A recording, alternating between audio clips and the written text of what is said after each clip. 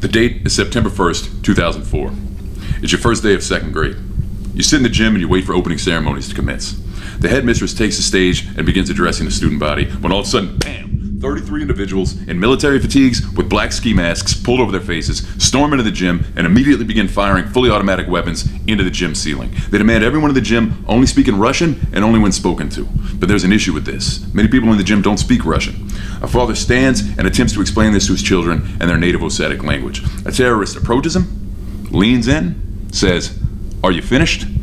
Then shoulders his AK-47 and puts a round into the father's head at point-blank range. You and 1,100 others have just been taken hostage by Chechen separatists. 777 of these hostages are children.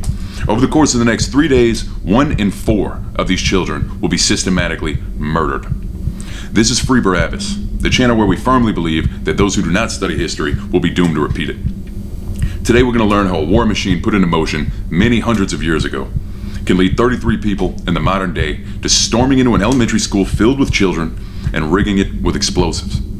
Today, we're going to learn about the long and bloody conflict between the country of Russia and the country of Chechnya.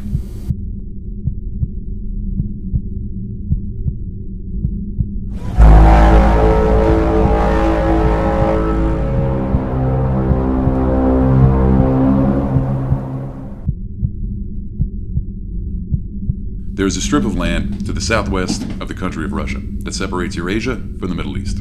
This area is known as the Caucasus region, and it happens to be home to modern-day Chechnya.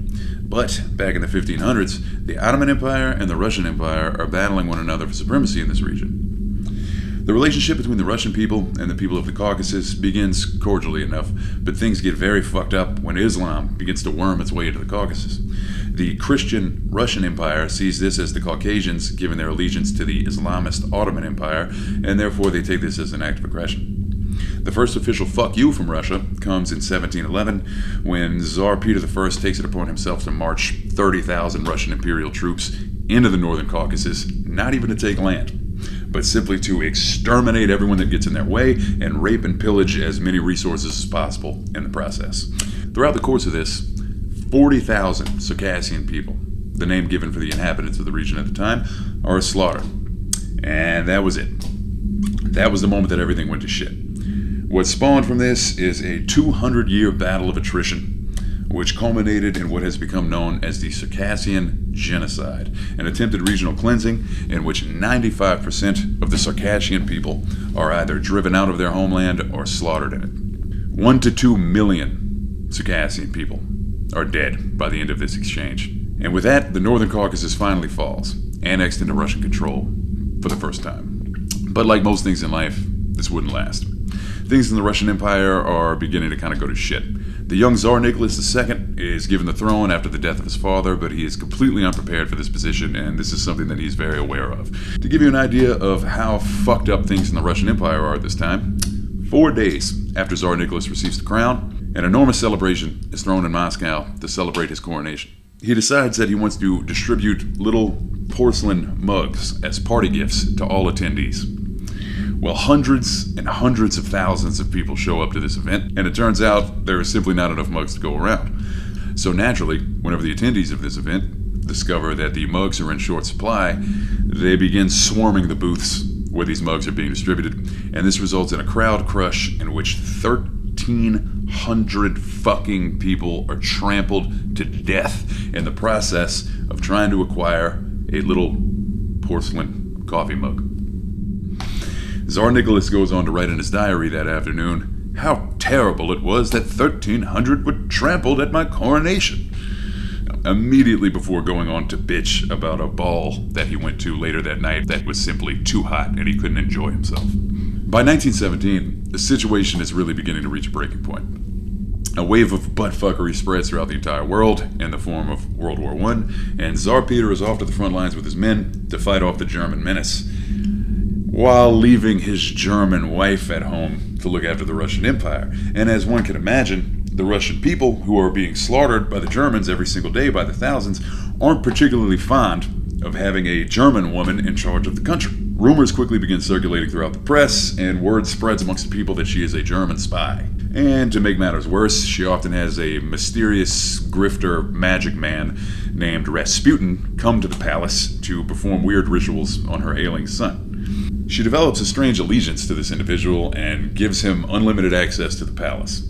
She also often consults him, a weird, completely uneducated peasant guy, on the very important decisions to be made in the ongoings of the Russian Empire, which probably not the best idea. The newspapers run absolutely wild, and they all heavily allude that the Tsarina is fucking this weird guy. And even with all of this bad press taking place, the Tsar does absolutely nothing to prevent this relationship from continuing, which further makes him and his wife fall from the public eye. The Russian people are finally becoming enlightened to the fact that maybe it's not the best idea to have our leaders arbitrarily selected based on who their father was. With so many agricultural workers being called from the fields to go to the front lines, there is now devastating food shortages in all major cities. Russian people are starving to death. Soldiers, unfed and unpaid, are deserting at a rate of 34,000 soldiers per month. Starving factory workers halt production and take to the streets. The Tsar, isolated and clueless at the front lines, writes to his wife in the midst of all of this turmoil to tell her that he is thinking about taking up dominoes again, and he has been reading a fantastic book about Napoleon. Mass protests naturally then begin to erupt all across the country, and when word finally reaches the Tsar at the front lines on the turmoil going on throughout his empire, of course he does the exact same thing he did 10 years prior. He calls on the Russian troops to fire upon the protesters immediately. But this time, instead of immediately killing thousands of unarmed civilians, the Russian soldiers instead take off their uniforms and join the protesters. So what begins as a series of protests then turns into a full-blown revolution. Amidst all of this turmoil, the Tsar is demanded to step down by his own generals. He finally accepts the inevitable and concedes power, effectively ending the Romanov dynasty. A provisional government is put into place. The country is in a strange, tumultuous state. Many new political parties are trying to gain influence, and the Bolshevik Party, led by Vladimir Lenin, does what many people throughout history have done in similar times of unrest. They stand up on a soapbox, talk really, really loudly, and swear to God they're going to give the people exactly what they want. Peace, land, and bread becomes the slogan of the Bolshevik Revolution. Come October, they overthrow the current leadership with ease. The Tsar, his wife, his 4 daughters, and their 13-year-old son are led into a basement in Siberia under false pretenses, lined up, and shot. Seconds before his death, the Tsar was informed that he was about to be executed. The only reply he had time to mutter before a bullet entered his head, and the last word he spoke on this planet was simply, "What?" Russia has now been deeply, deeply penetrated by the long, throbbing cock of communism. The Bolsheviks immediately began implementing extremely radical changes, but it turns out not everyone in the Russian Empire is super stoked to have all of their personal property confiscated by the government and redistributed amongst the masses. This leads to a civil war that continues until 1923. In its aftermath, the Soviet Union is finally born. At its reins, Joseph Stalin, beloved by the Russian people for his cheeky shenanigans and party girl personality. In the meantime, our noble Northern Caucasus dwellers took advantage of this period of Russian unrest and seized independence. Several countries banded together and dubbed themselves the Mountainous Republic of the Northern Caucasus. They enjoyed independence for all of 1 year before the loud tapping of Stalin's bright red stilettos could be heard sashaying down from the north. In an attempt to maintain control of all land once under the Russian Empire, Soviet troops march into the Northern Caucasus and subdue the region in 1920. Thus, the Mountain Autonomous Soviet Socialist Republic is born. Shortly after this, Stalin unleashes what could be considered his cheekiest prank yet on the people of the Soviet Union. Whenever a notable children's television show Blue's Clues did an episode on the topic, they dubbed it the Holodomor, which has since stuck. It was a terror famine inflicted on the people of the Soviet Union and specifically the people of Ukraine as a result of the forced collectivization of agriculture. This quote from the book Bloodlands, Europe Between Hitler and Stalin, I think sums up the situation quite well. Survival was a moral as well as a physical struggle. The good people died first. Those who refused to steal or prostitute themselves died. Those who gave food to others died. Those who refused to eat corpses died. Those who refused to kill their fellow man died. Parents who resisted cannibalism died before their children did. At least 2,505 people were sentenced for cannibalism in the years 1932 and 1933 in Ukraine, though the actual number of cases was certainly much higher. End quote. This led to a vast migration of USSR citizens into the Northern Caucasus region in search of food. Just when the situation for the people of Europe couldn't possibly become any more disastrous, everyone's favorite notoriously ornery and oddly mustached sociopath sucks and fucks his way to the top of the ranks of the German leadership. Und den kleinen Rest der ihm verbliebenen Waffen zu zerstören, wenn die anliegenden Nationen ebenso restlos das Gleiche tun. Fired up on nationalism and methamphetamine, he declares war on the entire planet. The German Wehrmacht tears through the Northern Caucasus during Operation Barbarossa, greatly outgunning and outnumbering the starving, already war-ridden mountain dwellers. Stalin blames the people of the Northern Caucasus for Hitler's penetration into the USSR and labels them as Nazi sympathizers. As retaliation, beginning on February 23, 1944, a national Soviet holiday, might I add, 600,000 Chechen and English people were loaded onto cattle cars and deported from the region.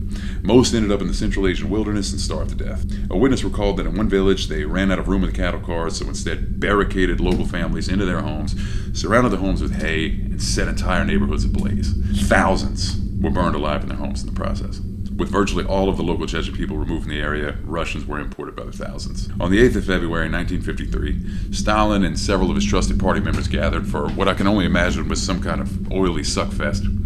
He retired for bed at 4 a.m. and strictly instructed his maid not to disturb him until he could be heard moving around in the morning. When no sounds could be heard from his quarters by 11 a.m., she nervously opened the door to find him collapsed on the floor, unconscious and covered in pee-pee. During the night, he had suffered a cerebral hemorrhage. His blood pressure was spiked through the roof, and in a last-ditch attempt to bring it down, the absolute top medical minds of the Soviet Union showed up to his aid with the most cutting-edge medical equipment the Soviet Union could muster. They covered him in some leeches. 1 month later, at 9:50 a.m., covered in pee-pee and leeches, the mighty Joseph Stalin was pronounced dead. No Soviet documentation was ever released at any time stating specifically that there was no objects of a sexual nature found inside of his rectum at the time, but I think we can only assume that there was many based on that information. Stalin's death led to a power struggle that ended with notorious Stalin's death led to a power struggle that ended with notorious banana tycoon Nikita Khrushchev at the reins of the Soviet Union. He began a de-Stalinization process and allowed the few Chechen people who had managed to survive their time in exile to finally return to their homeland. But many of them returned to find Russian settlers quite literally living in the homes which they were thrown out of a few years prior. As one can imagine, there was a tense, visceral hatred between the native Caucasian people and the Russians who had come to settle their homeland. Laws were passed in an attempt to rid the Chechen people of their culture and try to assimilate them into Soviet life. Their native languages were banned and they were referred to as savages. It wasn't until the 1980s that the Chechen people would once again finally become the majority population in their region. At this time, many issues relating to the effectiveness of governance in the Soviet Union were beginning to come to light. One of these things being this thing where they replaced this stuff that was supposed to kill a nuclear reaction with this stuff that greatly increases a nuclear reaction due to the fact that it was cheaper, and in the process almost irradiated the entire western hemisphere of the planet and nearly rendered the entire continent of Europe uninhabitable. But that's neither here nor there. Long story short, due to a complicated domino effect, the Soviet Union collapses. The Soviet party leaders of the Northern Caucasus frantically call a meeting in an attempt to try to figure out what the next move will be. But this meeting is interrupted when armed Chechen separatists storm into the local Soviet government building, apprehend the local Communist Party leader, drag him up to the top floor, and toss him out of a motherfucking window, very tangibly, leading to the end of the Soviet presence in the Northern Caucasus region. For the first time in almost a century, Chechnya is free. And this concludes part 1 of our series on the history of the Chechen-Russian conflict. Tune in next week where we will discuss from 1991 to the present day. We will introduce a new and colorful cast of characters. You will learn what one Russian president was allegedly doing drunk out of his mind in his tighty-whities on the White House lawn in the late 90s.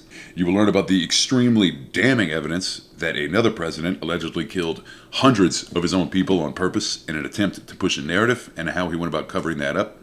You will learn about the Beslan School Massacre, as portrayed in the introduction to this episode, along with 2 other very similar events encompassing a movie theater and a hospital, and how the Russian government failed absolutely miserably in their attempt to go about liberating these hostages.